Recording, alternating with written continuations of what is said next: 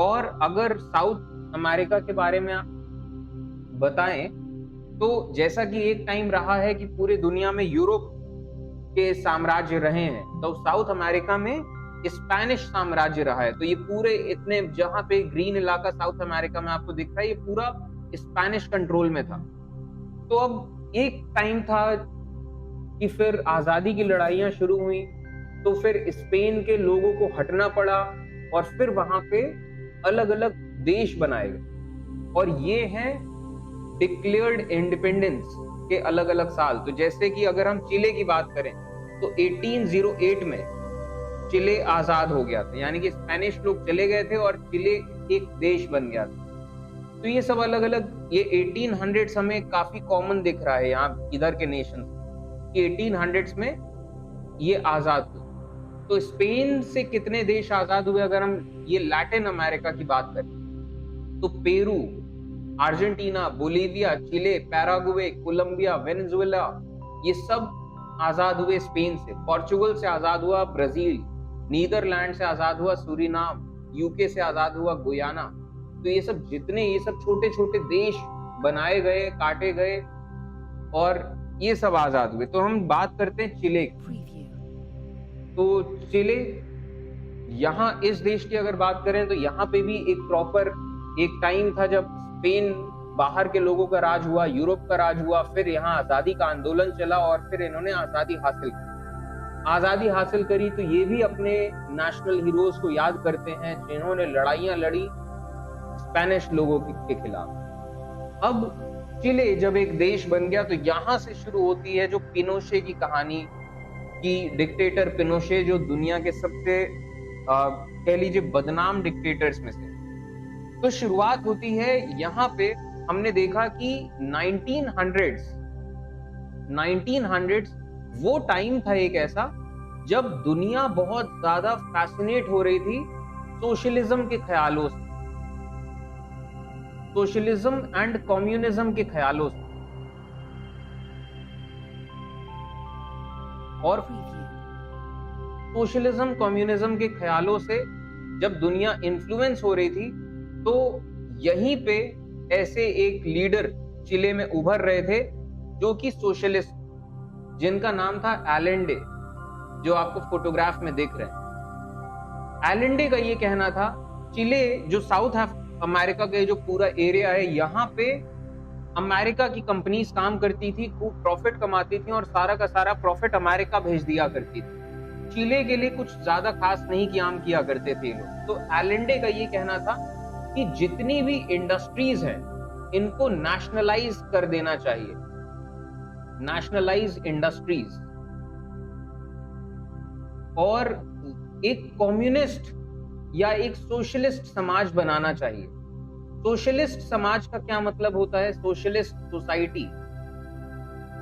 Socialist society का मतलब ये होता है कि वहां की, वैसे तो सोशलिज्म जो ख्याल है, समाजवाद, वो वक्त के साथ अलग अलग बदलता रहता है। 1900s की कॉन्टेक्स्ट में अगर हम देखें कि सरकार जिम्मेदारी लेगी, गवर्नमेंट्स रिस्पॉन्सिबिलिटी, एजुकेशन की जिम्मेदारी, हॉस्पिटल्स बनाने की जिम्मेदारी, उनको जॉब्स देने की जिम्मेदारी और समाज में इक्वालिटी लाने की जिम्मेदारी, ये सब चीजें सरकार की जिम्मेदारी है।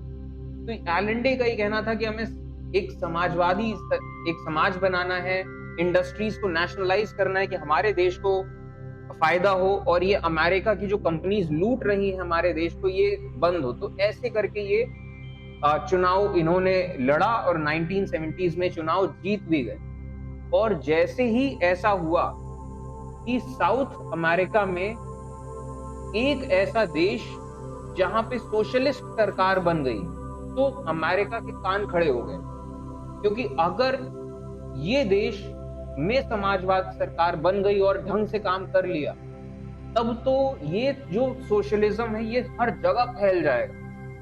सोशलिज्म के और भी कई सारे एस्पेक्ट हैं, तो ये सारे देश सोशलिज्म के एस्पेक्ट पे आ जाएंगे और ये सारे के सारे देश जितने भी रिसोर्सेज हैं वो सब रिसोर्सेज को नेशनलाइज कर देंगे कि हमारे देश में जो इंडस्ट्री है ये हमारे देश की इंडस्ट्री, नेशनलाइज कर दिया। ठीक है, तो जैसे कि एग्जाम्पल के सेंस में बताऊं, हमारे हिंदुस्तान में भी जो आजादी के बाद जो सरकारें बनी सोशलिस्ट ख्यालों की थी। तो आज के टाइम पे हम जैसे देखते हैं कि ट्रेन जो रेलवेज है वो पूरा रेलवे भारत सरकार ने ले लिया, जो एयर इंडिया था वो भारत सरकार ने ले लिया, और ये वो सस्ते में कर रहे हैं और वो सरकार इन चीजों का ध्यान रखती है। तो ये सब चीजें, तो एलएनडे की इन सब चीजों के चलते अमेरिका के कान बिल्कुल ऐसे वो थे कि यार ये इस आदमी को रोकना है। तो इस आदमी को रोकना है तो अमेरिका ने क्या करना शुरू किया, अमेरिका ने सैंक्शंस लगाने शुरू किए। अब चिले नया नया थोड़े टाइम पहले आजाद हुआ है, और किसी भी इमर्जिंग देश को पैसा चाहिए होता है इंडस्ट्रीज लगाने के लिए, उसे पैसा उधार लेना पड़ता है। बहुत सारा सामान दूसरे देशों से मंगाना पड़ता है, जो सामान आपके देश में नहीं है वो बाहर से मंगाना पड़ता है। अमेरिका ने लगा दिए चिले पे सैंक्शंस कि चिले को कहीं से भी बाहर के इलाकों से मदद नहीं मिलेगी। तो ये सब चीजें होने लगी, जिसके चलते चिले अच्छे से ग्रो नहीं कर पा रहा था सोशलिस्ट लीडर की वजह से। तो इसके चलते क्या हुआ, एलेंडे ने कई सारे ऐसे आर्मी के लोगों को भी, अपने मिलिट्री के लोगों को भी अपने कैबिनेट में शामिल कर लिया। इसी में जो इन्हीं मिलिट्री के लोगों में एक थे कार्लोस प्रैट, जो कह लीजिए सेना के सेनापति के तौर पे कह लीजिए बहुत हाई रैंकिंग ऑफिशियल। तो कार्लोस प्रैट के साथ ही फिर ये थे पिनोशे, ये जो आप फोटोग्राफ में देख रहे हैं। तो इन्होंने भरोसा करके पिनोशे को भी रखा, ये भी एक मिलिट्री मैन, और ये सब लोग काफी लॉयल रहे। अमेरिका पूरी कोशिश में था, अमेरिका और सीआईए, की इनको एलेंडे को हटाया जाए। तो अमेरिका का जो सीआईए है, इन्होंने अमेरिकन प्रेसिडेंट और इन सब ने मिलकर ये किया कि जो मिलिट्री के लीडर्स थे, मिलिट्री के कमांडर्स, उनसे मिलिट्री कू कराया। तो 11 सितंबर 1973 इस दिन चिले की ही सेना ने अटैक कर दिया, चिले की ही पार्लियामेंट पे। ये जो धुआं धुआं वाली फोटो आप देख रहे हैं, चिले की पार्लियामेंट पे बॉम्ब गिराए जा रहे हैं, चिले की आम सड़कों पे बॉम्ब गिरा रहे हैं। और बॉम्ब कौन गिरा रहा है, चिले की ही आर्मी। बहुत अजीब सी बात है कि मतलब ये वैसी बात हो गई कि जैसे मान लीजिए कि आप अमेरिकन हैं और व्हाइट हाउस में अमेरिका की सेना ही जाके बॉम्ब गिरा रही है, मतलब अपने ही देश की सेना अपने ही देश की पार्लियामेंट पे बॉम्ब गिरा रही। बहुत अजीब सी बात थी, लोग समझ नहीं पा रहे थे हो क्या रहा है। और जाहिर सी बात है ये सब कुछ हो रहा था एलेंडे को हटाने के लिए, और एलेंडे अपने प्रेसिडेंट्स ऑफिस में डट के मुकाबला करते रहे। ये रियल फोटोग्राफ, और 2-3 दिन तक लड़ाई इस तरीके से चली है। फाइनली अब कितनी देर तक ये मुकाबला कर लेते, तो चिले की सेनाएं घुसी हैं पार्लियामेंट बिल्डिंग में, और एलेंडे बाद में फिर मारे गए या फिर मरे हुए पाए। अब कई लोग का कहना है एलेंडे ने खुद को गोली मारी, कई लोग का कहना है कि मिलिट्री के लोगों ने अपने राष्ट्रपति को मार दिया। और इस चीज को कहते हैं मिलिट्री कू, कि आर्मी की मदद लेके आप सरकार को हटा दे। और ये मिलिट्री कू किया था अमेरिका के सीआईए ने मिलके। और इसके बाद ये जितने भी मिलिट्री लीडर्स थे, मिलिट्री जो जनरल्स थे, 4 मिलिट्री जनरल्स, उनका राज, जिनमें से एक ये पिनोशे भी थे। ये जो पिनोशे, इनमें से 4 में से एक ये भी थे। और इन्होंने जब पिनोशे का राज हुआ, तो अब सबसे पहली चीज तो कि सरकार, प्रेसिडेंट को आपने मार दिया, हटा दिया, तो अब लोग प्रोटेस्ट करेंगे। तो चिले में रिप्रेशन शुरू हुआ, रिप्रेशन ऑफ पीपल। तो चिले में जो स्टेडियम था, वहां पे लोगों को, सारे लोगों को, जो चिले के समर्थक थे और जो आम लोग भी, उनको इकट्ठा कर लिया गया। लाइन से खड़े करके उन किसी को गोली मार दी जा रही है, उनको टॉर्चर किया जा रहा है, जेलों में डाल दिया जा रहा है। ये सब चलता रहा। इस पूरे जो कई अगले कुछ महीनों तक लोगों को बेतरतीब मारा गया है, लोगों के अंदर डर बैठाने के लिए कि जो हो रहा है होने दो, मुंह मत खोलो। और इस चीज को कैरवान ऑफ डेथ ये टर्म दिया जाता है चिले के इतिहास में।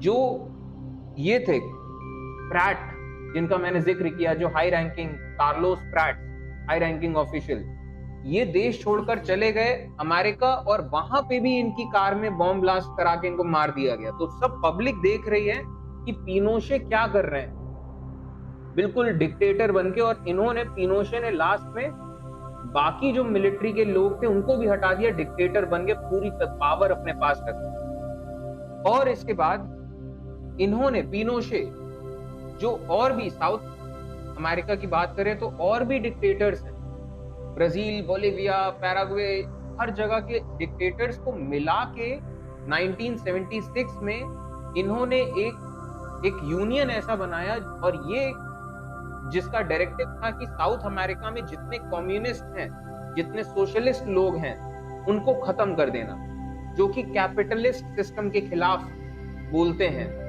तो इन लोगों को खत्म कर देना। और फिर हजारों लाखों लोग मारे गए। अच्छा, पिनोशे के राज में इकोनॉमी को चेंज किया गया। तो ये जो आप फोटोग्राफ देख रहे हैं, ये जो लड़कों की, इनको कहा जाता है शिकागो बॉयज। ये सब इकोनॉमिक्स के पढ़े हुए सब लड़के हैं, और इन्होंने किस तरीके से कई सारे रिकमेंडेशंस दिए इकोनॉमी के लिए। चिले की इकोनॉमी में अगर हम देखें तो जब पिनोशे का राज हुआ तो चेंजेस क्या क्या थे। पिनोशे ने हर चीज प्राइवेटाइज कर दी। प्राइवेटाइज, अगर आप सोशलिज्म क्या होता है, कम्युनिज्म क्या होता है, तो इसके अलग अलग एस्पेक्ट्स हैं, लेकिन उन एस्पेक्ट्स में एक एस्पेक्ट ये जरूर है कि ये सरकार की जिम्मेदारी है कि ऐसा करे वैसा करे। लिंडे प्रेसिडेंट सोशलिस्ट, पिनोशे पूरी तरीके से कैपिटलिस्ट, वो भी अमेरिका के कह लीजिए कि पपेट। तो सोशलिज्म और कम्युनिज्म, इन दोनों फिलॉसफीज में ये होता है कि सरकार अपने पास रखेगी रिसोर्सेज को और उन्हें नागरिकों के इस्तेमाल में देगी। और जबकि कैपिटलिज्म वाले सिस्टम में क्या होता है, हर चीज को प्राइवेट कर दो। तो चिले में हर चीज को प्राइवेटाइज कर दिया गया। लेकिन अब चिले में जब कैपिटलिस्ट सिस्टम चल रहा है तो अमेरिका ने बहुत मदद करी। अमेरिका के बैंक्स ने बहुत पैसा दिया, बहुत फंडिंग दी चिले को। और जब चिले को खूब फंडिंग दी गई तो चिले ने इंडस्ट्रीज लगी और चिले में इकोनॉमी बेहतर हुई।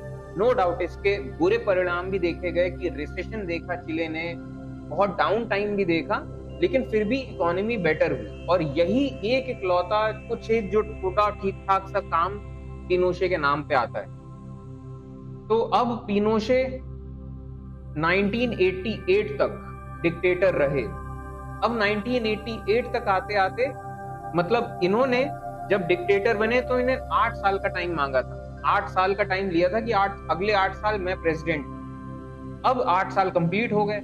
1988 में दोबारा से ये हुआ कि चलो अब इनका टाइम कंप्लीट हो गया 8 साल, तो अब दोबारा से री इलेक्शंस होंगे, या यूं कह लीजिए रेफरेंडम फॉर पिनोशे।